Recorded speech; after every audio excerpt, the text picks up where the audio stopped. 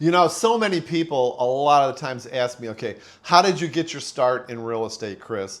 Well, how did this even come about? How did you get started, and how did you go from making $20,000 a year to making $1 million a year on some years? And I'll break it down for you right now. Chris Stafford, currently working as a listing agent right now in San Francisco, also the founder of the Listing Collective, which you should definitely check out in the link down below. But I was born and raised in Detroit. I grew up, I was a child of the 60s and the 70s, and came from a pretty humble family. We didn't have a lot of money, and that was always an issue with me, is that we never had enough money to do the things that we really want to do. My parents, God bless them, were just amazing providers, but they didn't have a lot of money either. And so it was always hand-me-downs, and you know the story. I'm not going to even go through that. But this is real interesting, because I was a total stoner in high school when I was a teenager. I hated school, and I really felt that school wasn't for me, and I fell in with a wrong, the wrong group of kids, shall we say, and ended up doing a lot of drugs, smoking, drinking, and all through my first 2 years of college. And the interesting thing that happened is then I went to California with my best buddy at the time. I'll never forget. Bruce was my best buddy. And the two of us spent 3 weeks in California. And I'll never forget it, because we rented the coolest 1977 Ford Thunderbird. Was it a Thunderbird? Yeah, I think it was. White with a saddle interior. I'll never forget it. And we rode up the coast. I think we started in San Diego and then went up to LA and San Francisco. And I was amazed, because here I had come from dreary, drab, dark Detroit, where it was always cloudy and cold and all that kind of stuff. And I just was transported into this magical kingdom, the kingdom of California, that was just sunny and warm and had beautiful people and beautiful cars and beautiful houses and the ocean. And you can imagine, I think at the time when you're second year of college, what are you, 18, 19, something like that. And I was just transported. We had the best time ever. I mean, my God, that was just a magical journey for me. And then I came home and I realized, there's another world out there, and I want to be part of it. And so I came home, and just like that, I got my stuff together and ended up quitting my community college that I was at, or maybe I graduated that community college. I stopped hanging around with those people, those friends, so-called friends of mine. I cleaned my act up, stopped drinking, stopped drugs, everything. And I enrolled myself and paid for myself to go to a private university in Troy, Michigan. And I graduated summa cum laude in accounting, because it was really something that came easy to me. And that's the only reason I went into accounting, was because it came easy to me. I don't know why. And I thought I could make some money.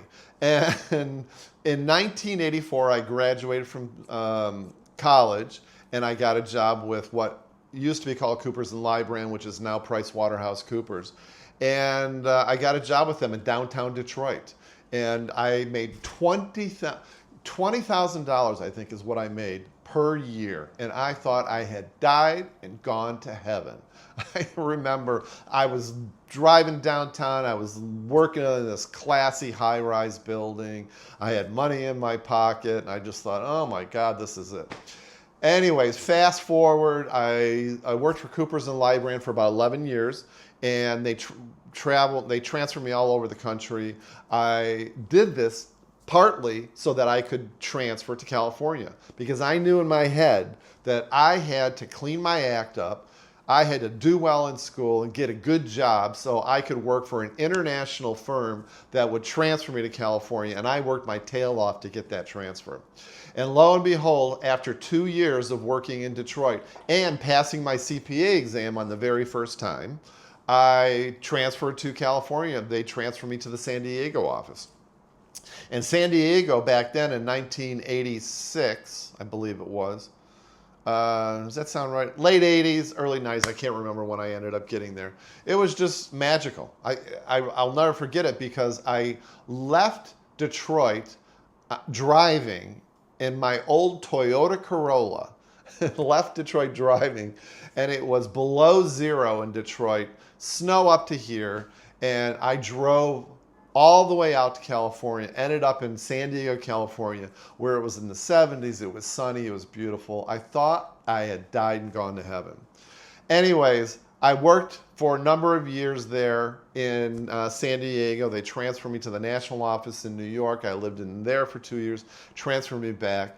And the point of the story is really that I did really well because I was really good at accounting and I made a lot of money doing it, but I hated my life. I mean, I absolutely hated my life.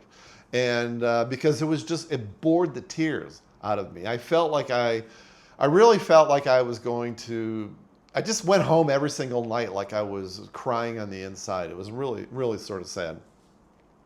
And they transferred me to the San Francisco office, and I headed up the high technology group in the San Francisco office, and bought my first house, and I'll never forget it because I became best friends with my future mentor who talked me into working my passion. I always loved real estate. And that was in the early 90s that I went into real estate in San Francisco. And I made a calculated move. I remember waiting 6 months because I wanted to save up enough money so that I had 6 months of savings. And he was my mentor. He got me a job working for Zephyr Real Estate in San Francisco, California. And I'll never forget, I had a blast. And I think it was really good because I took my Midwestern values and my corporate training into the real estate business. And I also did something that was really super key and really important. And that is I got a coach right away. And I would recommend anybody starting, and if you've been in the business for a few years and you don't have a coach, well, you're doing yourself a huge disservice. So hire a coach. I'd love to see you hire me with my listing collective, but if you don't hire me, hire somebody, but get a coach. So anyways, I was in real estate for, starting in the 90s. I transferred to a couple different companies. I had a mentor that was just an amazing guy, George, that I followed around. He started a real estate company. I learned so much from him. He was a great developer of real estate, an investor of real estate. I started investing in real estate all over the country. And then something took a peculiar turn that just knocked me over. You know, they always say, don't worry about all the things that you're worrying about right now.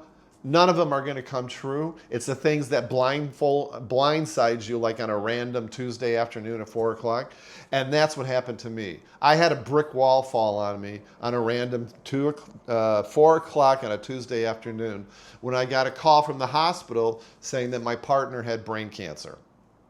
And if that doesn't just push you over with a feather, I don't know what else does. I mean, it was a year I will never forget, and I am forgetting because I don't remember it, honestly. For 1 year, we were in the hospital on dialysis, kidney failure. He went to brain surgery. I was sneaking into the hospital at 3 o'clock, 4 o'clock in the morning before his brain surgery. I'll remember that. He was unconscious for a month, 6 weeks. And if it wasn't by the grace of God and all the support and the love I had from all my friends and family, I never would have gotten through it. It was a very dark year for me. I drank heavily.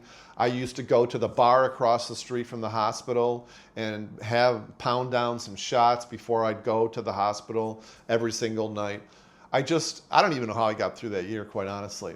And what happened is, and this was really interesting, is that I sort of had an epiphany, especially once they got better, and that's when I wrote my book, Massive Abundance, How to Create Passion, Purpose, and Prosperity in Your Life. And I wrote the book because I realized that my life was not sustainable, physically, mentally, my mindset, it was unsustainable. I just couldn't keep going on. And that's when I realized that, once we started making on the other side of it, he is now in total remission for now 10, 15 years. So happy about that. But massive abundance and bringing joy into other people's lives is really the thing that gets me the most. It is my raison d'etre. It is the reason that I live, is helping other agents. And I realized I've done this my whole life. I have helped my corporate high technology clients as a CPA really achieve their goals. It has helped me with my sellers in San Francisco that I'm currently servicing right now. And it also made me start the Listing Collective. And that is to really propel listing agents into the stratosphere and really make them top-notch listing agents. How can I say this? Helping other people achieve their dreams. Helping listing agents being the best listing agent they can be, the most efficient listing agent, taking time off, investing their money well. That is something that is near and dear to my heart, and that is really what brings me the greatest amount of joy. When I'm on the phone with a listing agent and it clicks and they know, oh yeah, that's it, that makes sense, and I see their results, I'm telling you, I can live off of that for days. Seriously, it brings me so much joy. So I just wanted to talk a little bit about my journey and how I got to where I'm at right now.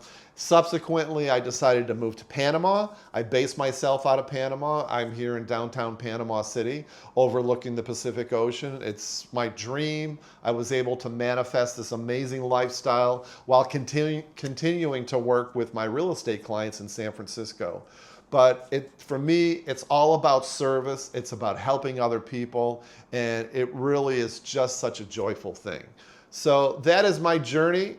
And I just want you guys to be able to live your dreams, manifest the hell out of life, and make your life as strong as possible. And if you want a copy of my book for free, hit me up in the DMs below and just say book, and I'll send that to you for absolute free. Thank you guys for listening.